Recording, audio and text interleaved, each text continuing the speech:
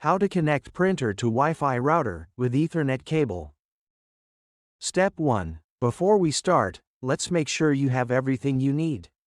You'll need your printer, your Wi-Fi router, and an Ethernet cable.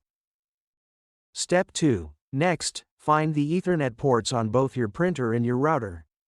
It usually looks like this. Step 3. Now, plug one end of the Ethernet cable into your printer and the other end of the Ethernet cable into your Wi-Fi router to create a direct connection.